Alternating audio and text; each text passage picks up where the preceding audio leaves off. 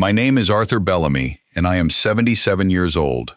6 weeks ago, at a family dinner in my son's dining room, in front of my grandchildren, my daughter-in-law leaned over to her sister and said, quietly but not quietly enough, that I smelled like an old folks' home and that maybe it was time we talked about options. What she didn't know, what she had never once bothered to ask, in the 11 years she'd been married to my son, was that the discharge papers sitting in her own father's old cedar box, the ones he kept but never fully explained to her, carried my signature at the bottom, from a day 31 years ago when I made a decision that changed the entire course of his life, and by extension hers. If you've ever been made to feel like a problem to be managed by someone who never bothered to learn who you actually were, stay with me. Because this story isn't about revenge. It's about the strange, quiet way the past has of catching up to people who never thought to ask the right questions. I need to tell you who I was before I tell you what happened at that dinner table, because otherwise the ending won't mean what it's supposed to mean.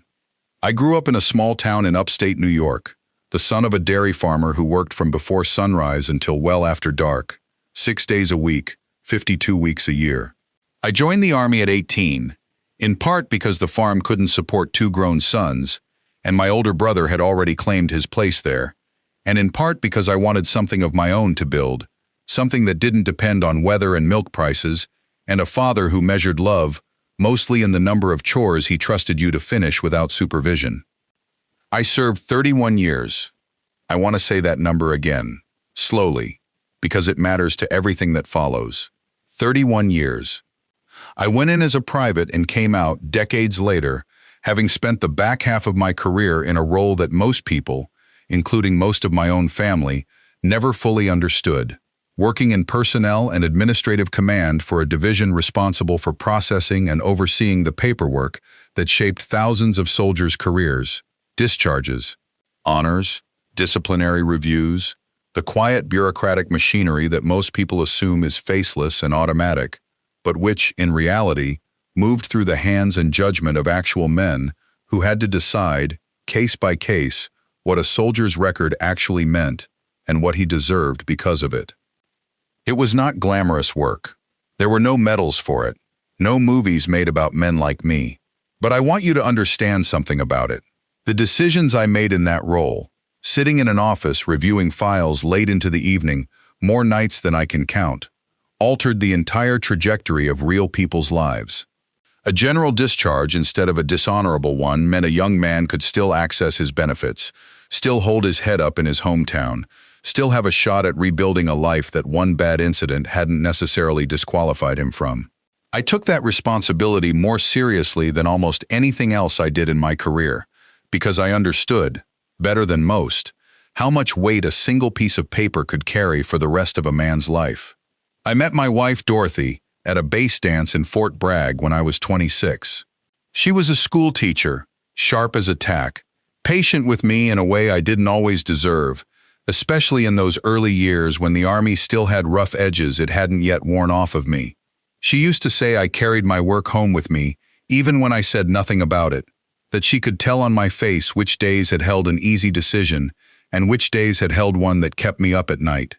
She never asked for details I couldn't give her, and I never offered them, but she always seemed to understand, in some instinctive way, when a particular case had cost me something. We had one son, Gregory, born at Fort Campbell, raised across 5 different postings before he turned 14. Dorothy managed those constant moves with a grace I never fully appreciated until much later in life. New schools, new neighbors, new grocery stores, over and over, while I disappeared into long hours at whichever base we'd landed on. She built a home out of temporary quarters, more times than most people build one in a lifetime, and she did it, as far as I could tell, without ever once complaining to Gregory about the instability of it, so that he grew up believing, quite reasonably, that a happy childhood and a nomadic one weren't contradictions at all. Dorothy passed 8 years ago, a heart condition that had been quietly worsening for longer than either of us fully admitted to each other, the kind of slow decline you convince yourselves is manageable right up until it isn't. I still remember the specific quality of silence in our house the week after the funeral. A silence that felt different from any quiet I'd experienced during deployments or long separations, because this one had no return date attached to it.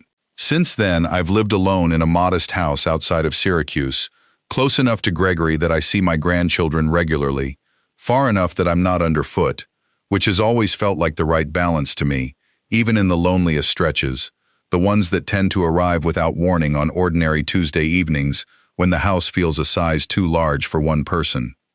Gregory grew up to become a high school history teacher, a career I was quietly proud of, though I'll admit I sometimes wished he'd chosen something that let him make a bit more money, the kind of practical worry a father carries even when he knows better than to say it out loud.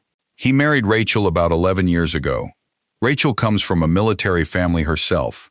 Her father, Walter Nash, had served in the Army for over 2 decades, though by the time I met Rachel at her and Gregory's wedding, Walter had already passed, several years earlier, from complications related to injuries sustained during his service. I want to be honest about something. Rachel and I never had what you'd call a warm relationship, not from the beginning. It wasn't hostility exactly, not for years. It was more a kind of polite distance, the sort that develops when two people never quite find the thread that would pull them closer together. Rachel grew up mostly with her mother after her parents divorced when she was young, and from what little Gregory had told me over the years, her relationship with her father, Walter, had been complicated, distant in some ways, resentful in others, colored by details about his military career that Rachel had never fully understood or been told clearly. Details that had apparently caused friction in her parents' marriage before it ended. Over the 11 years of Rachel and Gregory's marriage, I noticed something develop that I chose, for a long time, not to examine too closely. Rachel had opinions about military life that were noticeably negative, not about service in the abstract, but about the specific kind of quiet, unglamorous administrative career I'd had. She'd make small comments at family gatherings, nothing overtly cruel, just the accumulated weight of 100 small dismissals. "Oh, you were more of a desk job kind of soldier, weren't you, Arthur?" she said once, at a 4th of July barbecue, in a tone that made the words sound smaller than they were meant to be taken. Another time, at a Thanksgiving dinner several years back, she mentioned, almost in passing, that she'd never understood the appeal of a military career that didn't involve any actual frontline experience, as she put it, glancing briefly at me, before moving on to another topic entirely, as though the comment required no further acknowledgement. I let it go. I always let those comments go, telling myself that Rachel's coolness toward military life probably had more to do with old wounds from her own father than anything specifically about me. Gregory had mentioned, early in their relationship, that Rachel's parents' marriage had been strained for years before their eventual divorce, and that some of that strain seemed connected to Walter's service, arguments Rachel had overheard as a child that she never fully understood, references to something that had happened near the end of his time in the Army that her mother refused to discuss in any detail whatsoever. I assumed, reasonably enough at the time, that this unexplained history had simply left Rachel with a general wariness toward military careers as a category, one that unfortunately extended to include me, even though I'd had no connection whatsoever to her father's specific situation, as far as either of us knew. I want to be fair to Rachel here, because it would be easy to make her into a simple villain in this story, and that isn't accurate to who she actually is. She was, in most other respects, a devoted mother to Emily and Thomas, an attentive wife to Gregory, and reasonably kind to me in the ordinary, surface-level ways that most daughters-in-law manage with a husband's aging father. She remembered my birthday. She sent thoughtful cards. It was never active cruelty. It was something quieter and, in some ways, harder to address directly, a low-grade discomfort with what she perceived as an unremarkable, faceless career, layered on top of an old, unresolved grief about her own father that she had never fully processed, all of it eventually finding its way, without her fully realizing it, toward how she treated me. As the years passed, and as I got older, and as certain physical realities of aging began to show themselves more visibly, a slower gait, a slight tremor in my left hand, the particular way an aging body sometimes carries sense that younger bodies don't. Medications and skin changes and all the ordinary indignities that come with genuinely advanced age. I noticed Rachel's coolness sharpen into something closer to open discomfort. She began finding reasons why family gatherings worked better without me staying too long. She began, subtly at first, positioning herself and the children slightly apart from me at these gatherings, the way you might instinctively distance yourself from something you found mildly unpleasant, without wanting to be rude enough to say so directly. 6 weeks ago, Gregory invited me to a family dinner at his and Rachel's house, ostensibly to celebrate my granddaughter Emily's 10th birthday. I arrived on time, the way I always do, an old habit from decades of professional punctuality that never quite left me even in retirement.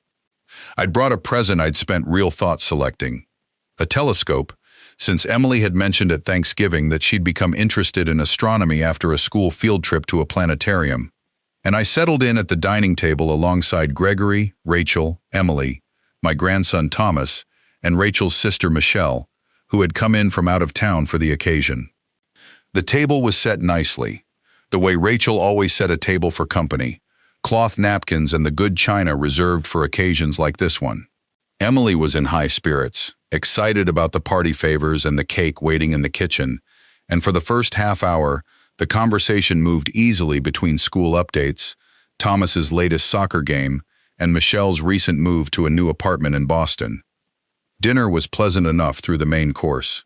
Then, during a lull in the conversation, while Gregory was in the kitchen retrieving dessert, and the children had wandered briefly into the living room to check on a video Emily wanted to show her aunt, I overheard Rachel lean toward her sister and say, in a voice pitched low but not nearly low enough, something I have replayed in my mind every day since. "I love Arthur, I really do, but he's starting to smell like one of those old folks' homes. It's getting harder to have him over for long stretches. I think we might need to start having a conversation with Gregory about the options, before it becomes a bigger issue." Michelle glanced at me, clearly uncomfortable, clearly aware I might have heard. I had heard every word. I want to tell you honestly what that moment felt like. Not because the words themselves were the cruelest thing anyone has ever said to me. At 77, after 31 years of service and 8 years of grief since losing Dorothy, I've absorbed harder blows than a careless comment about how an old man's aging body happens to smell. What struck me was the casualness of it. The word options, spoken the way you'd discuss what to do about a leaking roof or an aging car. Not a father-in-law who had shown up to every birthday, every holiday, every school play for 11 straight years. I didn't say anything in that moment. I finished my slice of birthday cake, complimented Emily on blowing out her candles, and drove home that evening in a quiet that felt heavier than usual. I called Gregory 2 days later, not to complain about Rachel, but simply to check in, the way I always did. During that call, almost as an aside, Gregory mentioned that Rachel had been going through some old boxes recently, sorting through things left behind after her mother's recent move into a smaller apartment, and had come across a cedar box that had belonged to her late father, Walter Nash. Inside, among old photographs and letters, was a set of official military discharge papers that Rachel had never actually read closely before, documents that had apparently sat, unexamined, for over 15 years since Walter's death. "She's been asking me questions about them," Gregory said, "trying to understand her dad's service better.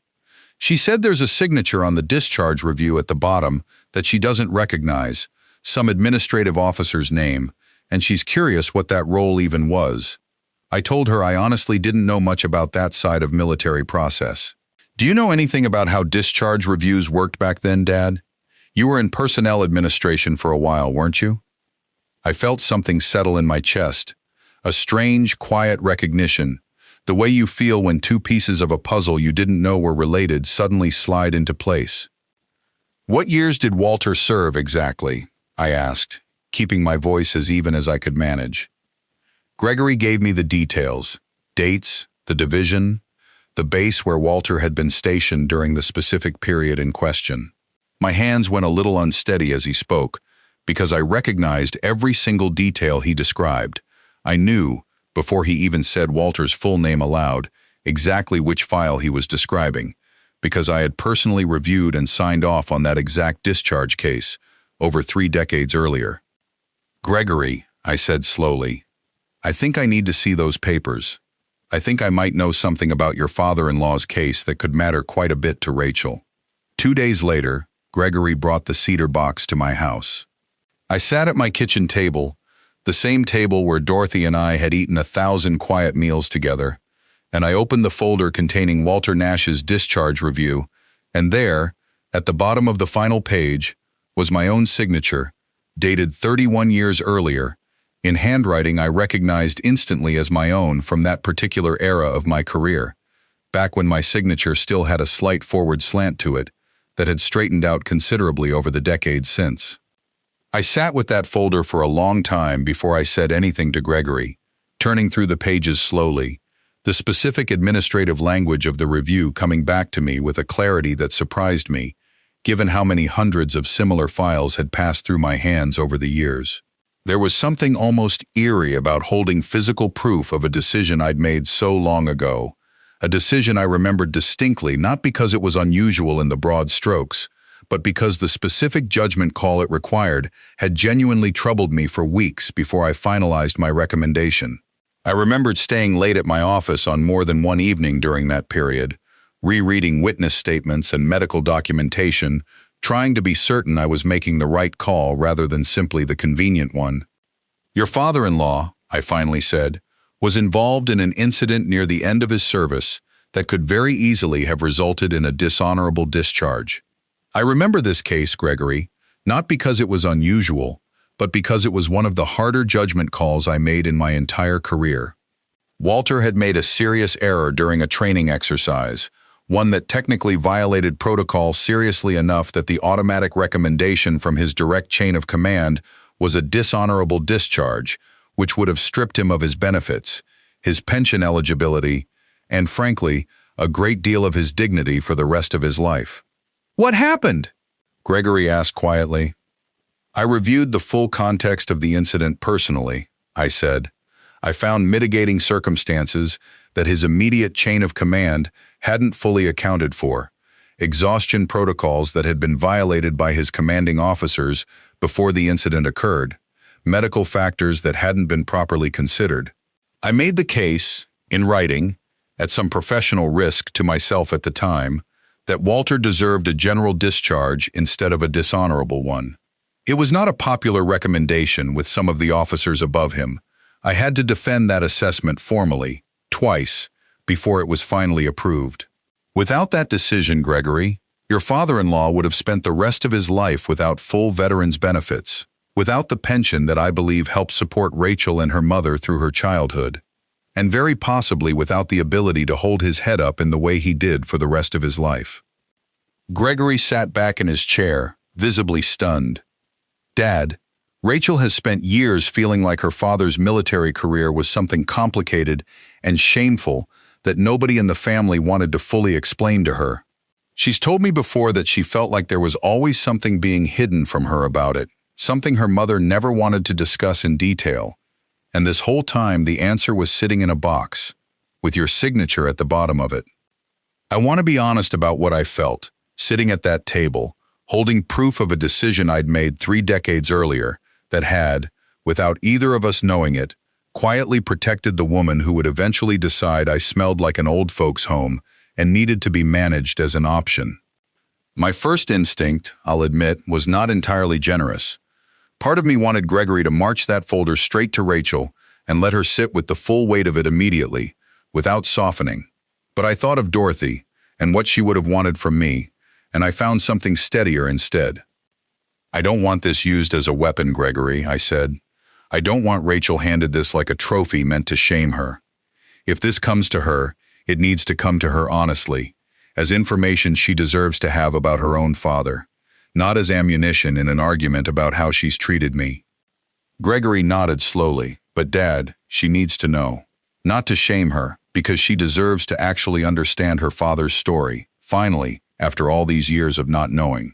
And honestly, Dad, she needs to understand what she said about you, in light of this." I heard what she said at Emily's birthday dinner, by the way. I didn't say anything in the moment, and I've regretted that every day since. Gregory arranged a conversation the following weekend. Rachel came to my house, somewhat nervously, aware that something significant was being discussed but not entirely sure what. I laid the folder on my kitchen table, the same table where I'd examined it days earlier, and I walked her through it slowly, carefully, the way I would have explained any complicated personnel file decades earlier to a young officer needing to understand a difficult judgment call. I told her about the training incident, about the mitigating circumstances I'd uncovered, about the professional risk I'd taken defending my recommendation to superiors who initially disagreed with me.